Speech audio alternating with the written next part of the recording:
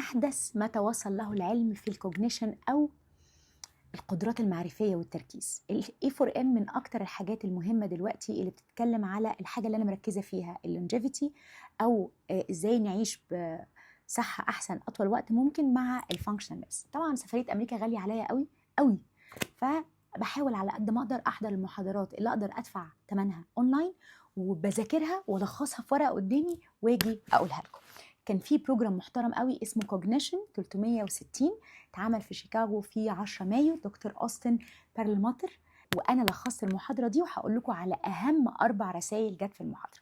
بيتكلم على النيورو انفلاميشن او الالتهاب في الجهاز العصبي في المخ، وان وراه ممكن يكون ميكروبات انفكشن او صدمات عصبيه او جهاز مناعه نشيط شويه اللي هو ما قبل المناعه الذاتيه، او الميتابوليك اللي هو السمنه ومقاومه الانسولين. تاني حاجه ان اللي بيحصل جوه المناعه والدم والمعدة بيأثر فورا على المخ عن طريق حاجة اسمها بلاد برين بارير. في حاجة تانية اسمها ليكي برين أو تسرب أو ارتشاح على المخ زي الليكي جات بالظبط، وده بيأثر مش بس على التركيز والمود، لا كمان على قدرة الإنسان على التعاطف. الناس تلاقيها اتغيرت معاك كده ومش مظبوطة. وبنقيس ده بحاجتين أساسيين، الCRP، عشان كده بربط دايما بين الCRP والحالة الالتهابية اللي عند المريض بتاعي ومزاجه وتركيزه، وكمان الانترلوكين 6. ثالث رسالة مهمة في المحاضرة، مش كل الالتهاب سيء، قدر قليل من الالتهاب أو السيتوكاينز بالعكس ممكن يكون مفيد للنوم وللمرونة العصبية. القصة كلها في ليميت معين ما ينفعش نعدي.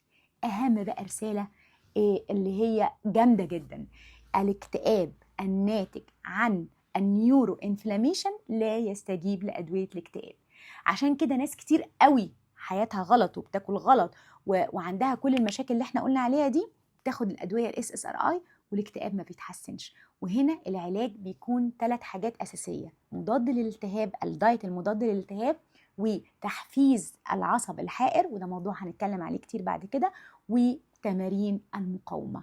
الرابعة دي بالذات أنا قلبي زغرت كده وقلت ربنا نصرني لما شفتها. ليه؟ لأن عندي عيانين كتير جدا بيتحسنوا على النظام الغذائي المضاد للالتهاب أكتر بكتير ما تحسنوا على مضادات الاكتئاب الأدوية SSRIs. ملخص محاضرة الكوجنيشن 360 من شيكاغو اللي اتعملت 10 مايو في أمريكا، وادعوا لي كل ما ربنا يقدرني واحضر محاضرة هلخصها لكم.